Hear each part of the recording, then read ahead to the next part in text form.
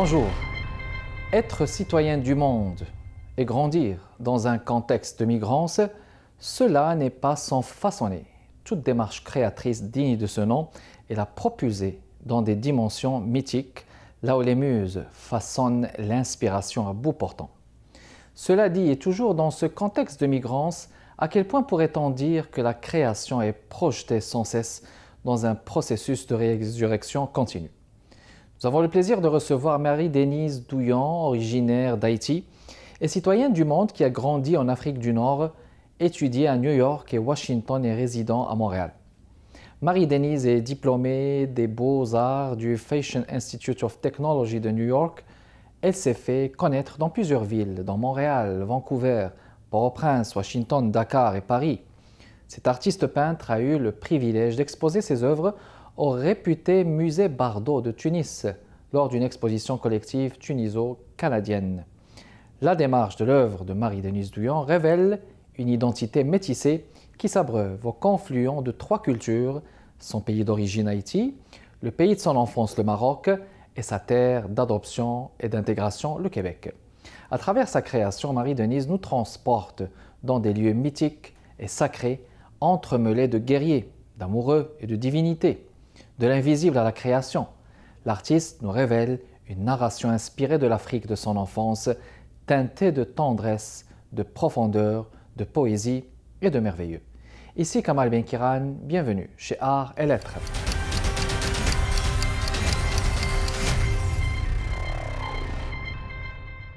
Marie-Denise, bonjour. Bonjour Kamal.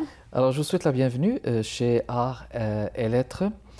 Dans un premier temps, il me plaît de dire que vous êtes d'une identité métissée au confluent de trois cultures, originaire de Haïti, puis vous avez passé une bonne partie de votre enfance au Maroc, et ensuite vous êtes québécoise d'adoption et d'intégration, on va dire.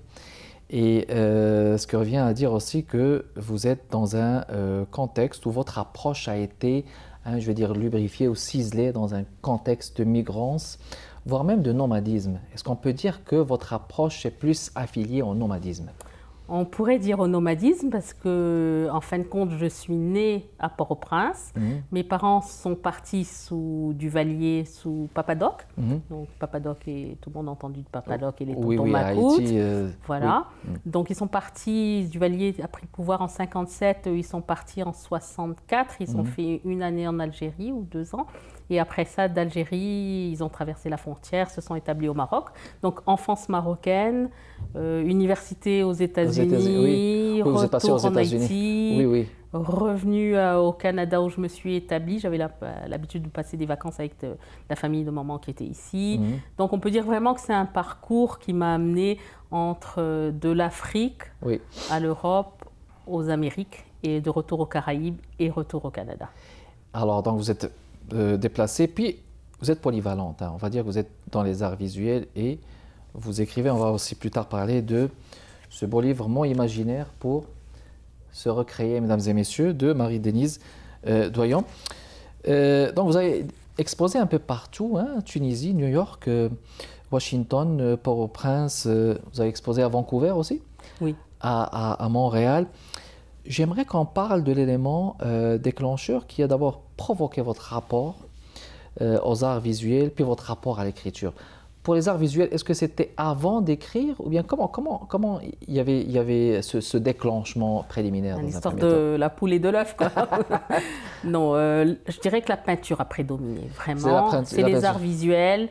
D'abord, j'ai étudié à New York en illustration, parce que j'avais dans l'idée de combiner les deux. De combiner donc le côté visuel de l'image, de l'illustration, avec l'écriture de livres pour enfants, avec une spécialisation en écriture jeunesse.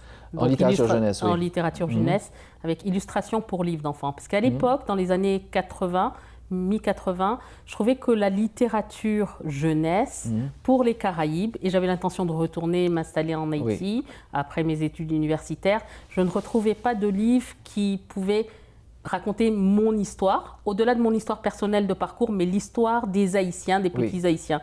D'un côté, je trouvais des livres qui représentaient soit des histoires très françaises ou très européennes, Et de l'autre côté, des histoires peut-être pour les Noirs américains qui étaient toute une autre réalité, que je trouvais qui était même un peu calquée à l'époque des livres américains, on va dire plus... Oui, un calque, mais ce n'était pas authentique. Mais ce n'était pas authentique comme on a maintenant. Maintenant, les créateurs créent des histoires. On voit vraiment que l'interculturalisme est ancré. Donc je me suis dit, je vais créer ces personnages, puis la vie m'a amené ailleurs, en fin de compte. Le tournant vers les arts visuels. Oui. Voilà.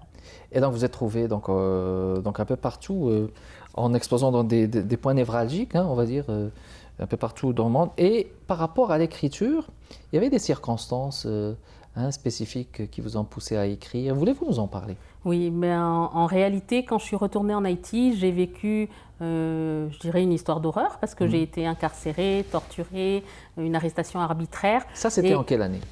Je suis arrivée ici en 91, donc c'était l'année juste en 90, fin 90. C'était en fin 90. En fin 90. Est-ce que c'était pendant le règne des tontons Macoute? Non, non, c'était sous le régime de Prosper Avril, c'était un régime militaire à l'époque. Ok, d'accord. Il y a eu un couvre-feu, bon, on n'était pas au courant, j'étais arrêtée à l'époque avec mon ami de l'époque.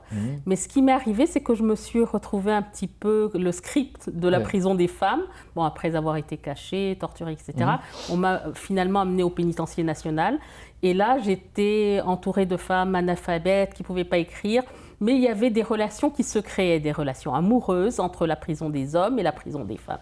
Et je me suis retrouvée au milieu de ces femmes. Bon, elles ont pu identifier que je pouvais lire et écrire, qu'on ne venait pas du même milieu. Bon, bref, elles m'ont demandé d'envoyer des lettres comme ça, des lettres d'amour. Donc j'écrivais. Et ça, c'est le genre le plus sensible et le plus présent à ce moment-là, de pouvoir envoyer des lettres de la prison. Comme dans un film. Il y avait un film où c'était dans une gare, je ne me rappelle plus si c'était au Portugal. C'était un script comme ça qu'écrivait. Et là, j'écrivais des lettres à des inconnus. Qui recevaient des lettres d'amour. Voilà. Est-ce que vous avez collecté ces lettres? Non, malheureusement. Mais j'avais gardé des dessins aussi que je faisais. Parce que ce que j'avais fait, j'illustrais aussi certaines de leurs récits. Donc, fausse arrestation pour accusation de trafic de drogue, ce qui n'était pas le cas. Parce qu'en réalité, c'était une histoire de jalousie, un homme qui lui en voulait parce qu'elle sortait avec un homme qui était professeur et lui, il était un simple soldat, etc. Des histoires rocambolesques et inimaginables.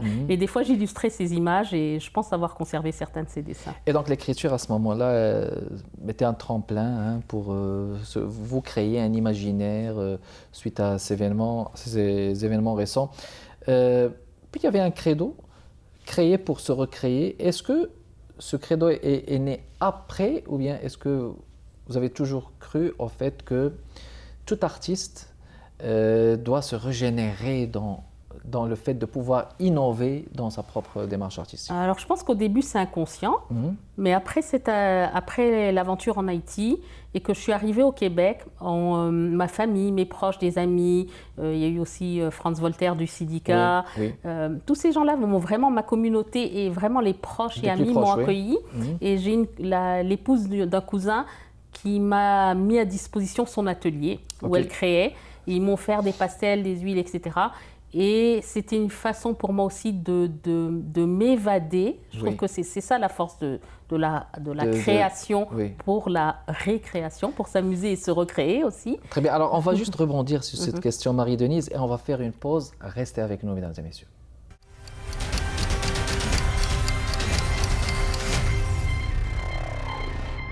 On est de retour, mesdames et messieurs, toujours dans le cadre de Art et Lettres avec notre invitée Marie-Denise Douillon.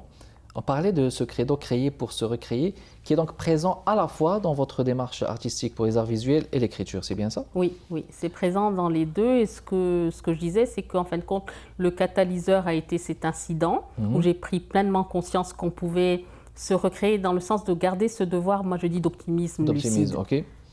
De ne pas sombrer dans ce pessimisme qui m'empêcherait de créer en toute liberté. Très bien, donc on retient que le fait d'innover est toujours, ça permet aussi à l'âme et le cœur de se vivifier Tout à fait. et d'aller de l'avant dans sa démarche. C'est quoi les thématiques que vous abordez dans votre approche artistique, dans les arts et la peinture? Au niveau de la peinture, je dirais vraiment l'inspiration est africaine. L'inspiration est africaine parce qu'elle m'habite. Je pense que l'Afrique a été collée sur ma rétine d'enfance. Des fois, je vois ressurgir des cavaliers, même si je m'inspire des fois d'images du Niger. Mais c'est clair qu'à l'intérieur, dans mon cœur, c'est les fantasias que j'ai vues à Marrakech, lors des mariages et en Afrique du Nord, où tout ça est présent, le cheval aussi. Le cheval est présent. Est un agrément, un élément fondateur aussi de la noblesse de cette partie du monde, de l'Afrique du Nord. Maintenant, on va parler juste de ce livre, Mots imaginaires pour se recréer. Et voyez-vous, mesdames et messieurs, il y a cette belle affiche qui m'interpelle personnellement. Un homme, un corps d'homme avec une tête de crocodile. Comment est-ce que vous interprétez ça? En fin de compte, le récit, j'aime bien teinter mes récits un peu de fable. Là encore, on peut voir la fable, l'éducation française avec les fables et les contes et les fables de La Fontaine, mais tout le Moyen-Orient est présent dans les récits et les contes. Donc, il s'agit d'un homme crocodile et c'est d'un amour impossible, Juliette et Roméo. Donc, cet homme qui se transforme en crocodile ne peut pas conquérir le cœur de Haïdar. Ah, mais ça, mais on dirait que c'est mythique, c'est mythologique aussi. Ça rappelle aussi la tête d'un éléphant avec le corps d'un chat ou parce que les Égyptiens aussi à l'époque, ils trouvaient toujours le moyen de changer quelque chose de central dans un corps humain, mais laisser le corps, mais changer quelque chose de central, pour faire référence aussi à quelque chose de mythique et de mythologique. Tout à fait, il y a cet élément totémique et cet élément mystérieux entre être et divinité ou être et animal, destruction et construction. Voilà. Tout ce qui est mythologie grecque. Les titres sont aussi interpellants. Fruit défendu, l'homme de Béthanie, le destin de Babette, le fleuve du désir. Parfois, il y a des titres avec du verlan. Vous avez dû changer un mot. Voulez-vous nous en parler, Marie-Denise? D'abord, les mots pour moi sont ludiques. C'est un terrain de... excusez-moi, Rigela. Oui, c'est l'Algérie. C'est l'Algérie de mon enfance. Voilà. Qu'on peut lire en verlan, comme on faisait au lycée, à s'amuser à parler. Voilà. Oui. Donc, Rigela, la vallée du silence, c'est Alger la Blanche. Mais en fin de compte, l'histoire se déroule avec un sultan fictif qui va devenir un dictateur. Et en réalité, c'est l'histoire de la dictature du départ de mes parents. Alors, vous faites référence à cela? Je fais référence dans un cadre autre. On n'est plus sous les cocotiers, on est à tant de kilomètres en babouche et il y a des itounes. Et il y a donc c'est ancré de mots d'arabe de mon enfance.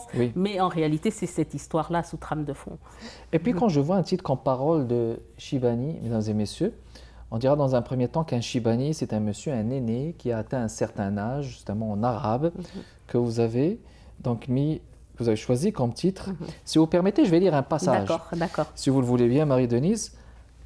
Un extrait de Mots imaginaires pour se recréer de Marie-Denise Doyon, le texte intitulé Parole de Shibani.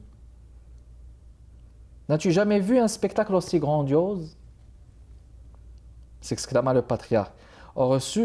Au risque d'être désobligeant, Younes préféra se taire. Il n'en pensait pas moins de ce foutu spectacle de magicien du Sahara qui, selon lui, ne valait pas un clou ni le quart d'un rave. Mais comment expliquer tout cela à Shibani? Il haussa les épaules et soupira. Le Shibani lui tendit un autre verre de thé et lui demanda avec douceur « Dis-moi, Younes, tu n'étouffes pas dans les labyrinthes du métro, 10 pieds sous terre, dans les dédales à n'en plus finir, des grandes surfaces entre les 4 murs exigus de ta minuscule chambre de bonne, entre l'étroitesse des cœurs de tes collègues et voisins dans tes raves où tu te défonces à en oublier d'où tu viens? Tell me, Younes, are you not suffocating in the middle of the city of light? Stupéfié, Younes bafouilla. Quoi, tu parles anglais? Ben, obligé, rétorqua le Shibani. Il ne rigole pas à Harvard, intrigué, mi-figue, mi-date. Il voulait en savoir plus, mais n'osait pas contredire ou contrecarrer le patriarche.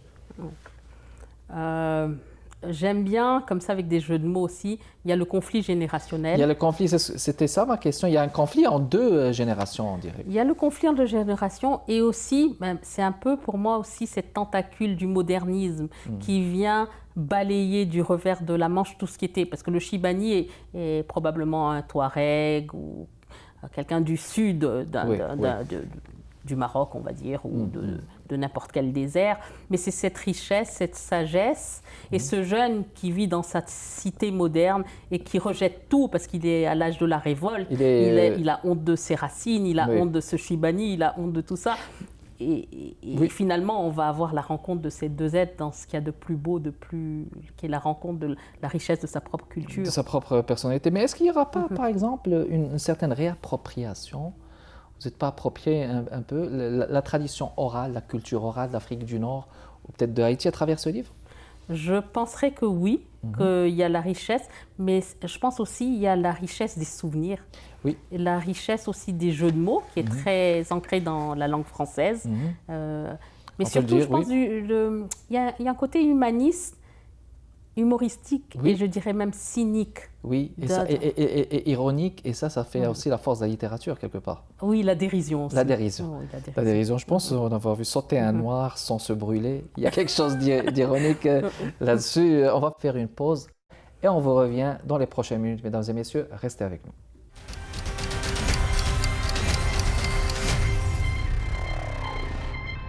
De retour, mesdames et messieurs, dans le cadre de Arts et Lettres avec notre invitée Marie-Denise Douillon.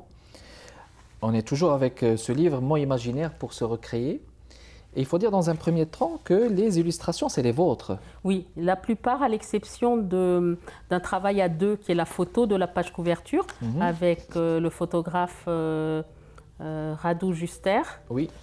C'est lui qui a pris cette photo avec la tête de crocodile. Et tous les dessins à l'intérieur sont de moi. Sont de vous, bravo.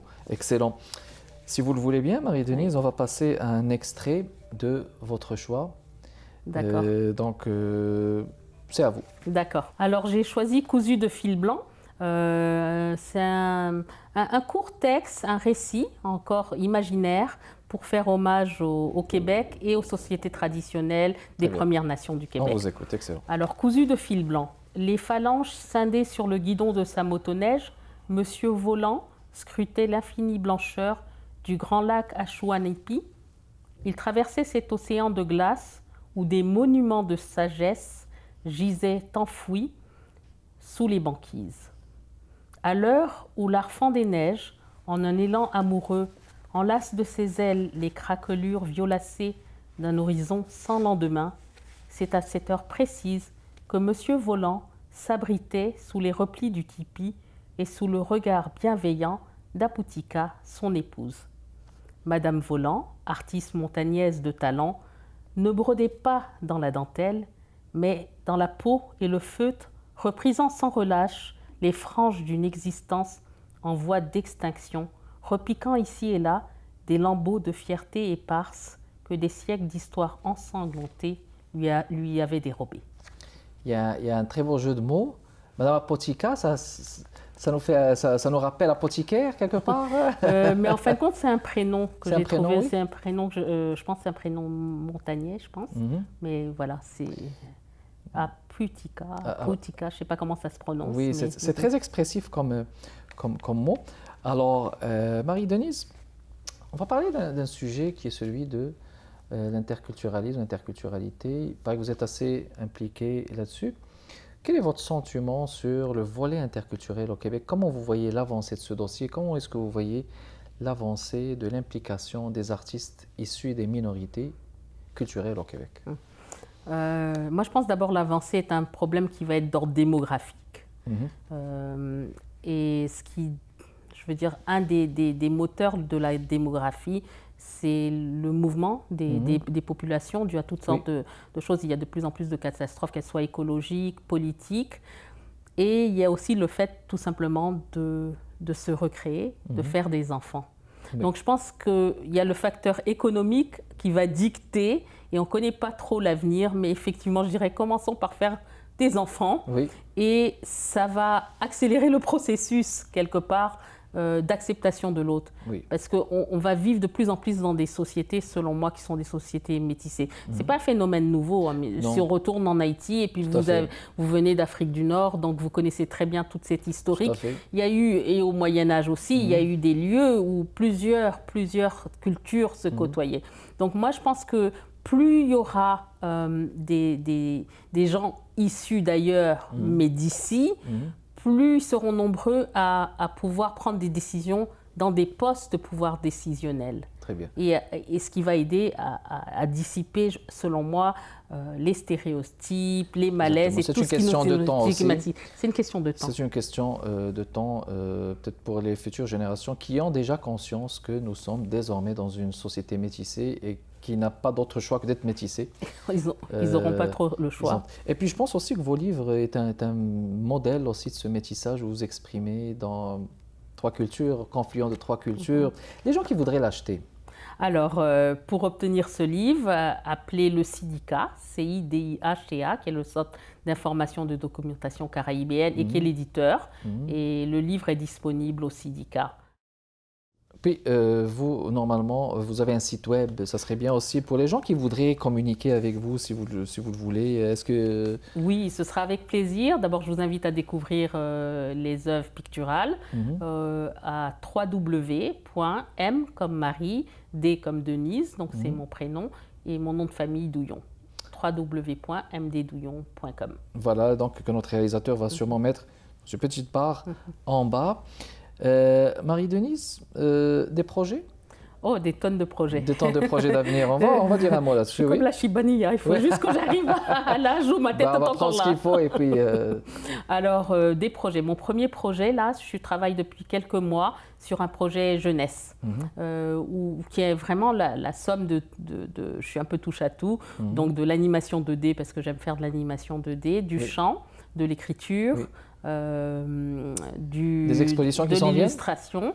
Des expositions, oui, il y a une exposition en octobre au Centre universitaire de Sherbrooke, qui est une exposition multimédia, en octobre, oui.